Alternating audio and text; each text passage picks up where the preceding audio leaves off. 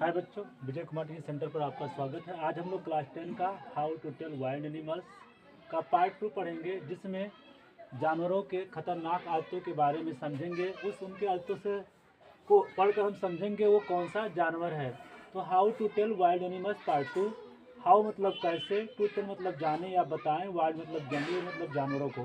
जंगली जानवरों को कैसे जाने या कैसे पहचाने या कैसे बताएं, ये पार्ट का नाम है, जो कि कंपोज किया गया है अर्थात रचा गया है कैरोलिन वेल्स द्वारा। तो आइए हम लोग पोएम को पढ़कर, पोएम का तीसरा स्टेंजा और चौथा स्टेंजा को पढ़कर दो खतरनाक जानवरों के बारे में, जो उसके डेंजरस हैबिट्स होते हैं, खतरनाक हैबिट्स होते हैं, आदत होते हैं, उनके बारे में हम लोग जानेंगे। तो पोएम कह रही है, if stalking for a beast you view whose hide with spots is peppered, as soon as he has left on you, you will know it is the leopard. Who will do no good to roar with pain, he will only lap and lap again. तो बताया जा रहा है, if मतलब होता है यदि, strolling मतलब होता है धीरे धीरे चलना, फॉर्थ मतलब या आगे, आ बीस्ट मतलब होता है जानवर, यू मतलब तुम्हें, व्यू मतलब नजर आता है। इफ यद स्टोलिंग फॉर, स्टोलिंग मतलब धीरे धीरे, फोर्थ मतलब आगे आप जा रहे हैं, तो कहते हैं यद धीरे धीरे चलते हुए आप आगे बढ़ रहे हैं। और होता क्या है, आप बीस्ट यू व्यू, आप बीस्ट मतलब एक जानवर, यू मतलब तुम्हें, व्यू मतलब नजर आता है, और एक जानवर तुम्हें क्या आता है, नजर आता है। किसके माने बेटा, जानवर, बीस्ट मतलब। तो एक जानवर तुम्हें व्यू मतलब नजर आता है, दिखाई पड़ता है, या तुम धीरे धीरे आगे जाते हो या जा रहे हो, तो आ बीस्ट एक जानवर, यू व्यू तुम्हें नजर आता है। हुज हाइड, हुज मतलब जिसकी, यहाँ पर हाइड मतलब छिपना नहीं होगा बच्चों, यहाँ पर हाइड का मतलब होता है एनिमल स्किन। क्या होता है, एनिमल स्किन मतलब जानवर की खाल, जानवर की खाल। हुज हाइड मतलब जिसकी जो खाल है, with spot, with spot, spot मतलब धब्बों से, इज मतलब है पीपेड मतलब ढका हुआ, पीपेड मतलब ढका हुआ है। तो जिसका जो हाइड है अर्थात खाल है, वो धब्बों से पीपेड है, ढका हुआ है। जिसकी खाल किससे, धब्बों से पीपेड है मतलब ढका हुआ है। As soon as he has left on you, as soon as जैसे ही, एज सून मतलब जैसे ही मारने हुआ मतलब इसलिए आज जानवर के लिए, हैज लेफ्ट ऑन यू तुम पर छलांग लगाता है। जैसे ही तुम पर वो क्या करता है, लेफ्ट मतलब होता है छलांग लगाना, छलांग लगाना, ऑन यू मतलब तुम पर, जैसे ही तुम पर छलांग लगाता है, तो you will know it is the leopard, so you will know तुम जान जाना या तुम जान जाओ, इट इज द लिपर्ड कि ये क्या है बच्चों, ये लिपार्ड है। ये क्या है बच्चों, लिपार्ड है। तो इस प्रकार जैसे वो तुम पर छलांग लगाए, तो वो समझ जाओ कि ये क्या है, लिपार्ड है। To will do no good to roar with pain, to will no good अच्छा नहीं होगा, टू रोर मतलब रोना, यहाँ पर से होता है दहाड़ना, लेकिन यहाँ पर रोना चिल्लाना, विथ पैन मतलब दुख से, दर्द से। तो अगर to will do no good to roar with pain, दर्द से चिल्लाने से इससे कोई फायदा नहीं होगा।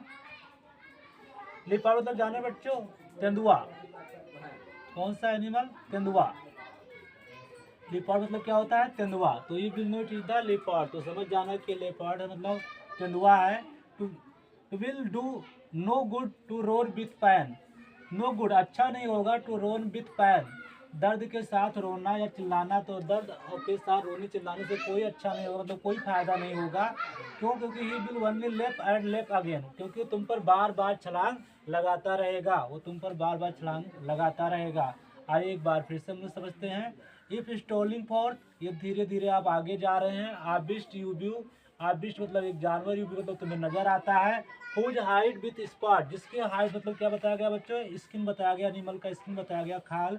विथ स्पॉट मतलब धब्बों से इज पीपल मतलब ढके हुए हैं, जिसका खाल धब्बों से ढके हुए हैं। As soon as he has left you, जैसे ही तुम पर लेफ्ट ऑन यू तुम पर छलांग लगाता है, यू विल नो इट तो ये तुम जान जाओगे या जान जाओ, इट इज द लिपर्ड कि ये क्या है, तेंदुआ है। कौन सा जानवर है बच्चों, तेंदुआ है। Will no good to roar with pain, no good roar with pain, pain मतलब होता है दर्द, रोर मतलब दहाड़ना, यहाँ पर चिल्लाना, विथ नो गुड मतलब अच्छा नहीं होगा। तो ये कहते हैं आपके दर्द के साथ रोने या चिल्लाने से कोई फायदा नहीं होने वाला है। ही विल ओनली लेप ऑन लेप अगेन, लेप वन मतलब केवल लेप मतलब उछाल लगाता है, अगेन मतलब बार बार, क्योंकि तुम पर बार बार क्या लगाता रहेगा, उछाल लगाता रहेगा, अर्थात तुम्हें बार बार पकड़ता रहेगा जब तक वो आपको यहाँ तक खत्म ना कर डाले। तो आपको दर्द से चिल्लाने से कोई फायदा होने वाला नहीं है। तो उम्मीद है स्टेंजा नंबर 3 आपको समझ में आ गया होगा। स्टेंजा नंबर 4 में हम लोग जानते हैं कि किस जानवर के बारे में, खतरनाक हैबिट के बारे में बताया गया है, वो कौन सा जानवर है। इफ यद when you are walking round your yard, if मतलब यद, व्हेन मतलब जब, यू आर वॉकिंग मतलब टहल, और राउंड योर यार्ड मतलब आंगन, यदि तुम अपने आंगन के आसपास घूम रहे हो, टहल रहे हो, you meet a creature there, you मतलब तुम्हें, मीट मतलब मिलता है, क्रीचर मतलब प्राणी। बच्चों क्या होता है क्रीचर मतलब प्राणी, क्रीचर मतलब क्या होता है, प्राणी। दियर मतलब वहाँ, अगर वहाँ तुम्हें कोई प्राणी मिलता है, who hugs you very very hard, जो हग्स मतलब गले लगाता है, ये मतलब तुम्हें वेरी वेरी हार्ड मतलब बड़ी शक्ति के साथ, जो तुम्हें बड़ी शक्ति के साथ अपने गले लगाता है, अर्थात पकड़ कर तुम्हें जकड़ लेता है, तो विश्योर तो निश्चित हो जाओ, इट इज द बियर कि ये बच्चों क्या है, भालू है। तो ये समझ जाना ये क्या है, बियर है, भालू है। If you have any doubt, if मतलब यदि है यदि तुम्हें कोई संदेह है, आई गेस, कवित्री कहती है आई गेस मैं मानती हूँ, he will give you just one more Keras, he will give you एक बार तुम्हें और केरस करेगा मतलब स्पर्श करेगा, अर्थात आलिंगन करेगा।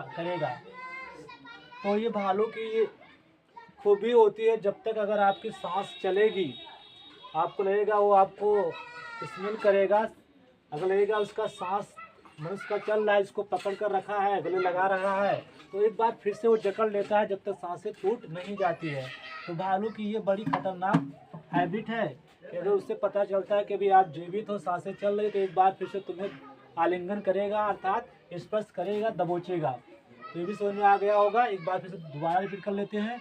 If when you are walking round your yard, if मतलब यह, व्हेन यू आर वॉकिंग तुम टहल रहे हो, राउंड योर यार्ड अपने आंगन के आसपास, यू मीट अ क्रीचर दियस और तुम्हें वहाँ कोई क्रीचर मिलता है, कोई प्राणी मिलता है, who hugs you very very hard, जो तुम्हें बड़ी शक्ति से गले लगाता है, विश्योर इट इज अ वीर, तो समझ जाओ कि ये क्या है, भालू, एकदम निश्चित हो जाओ कि ये भालू है।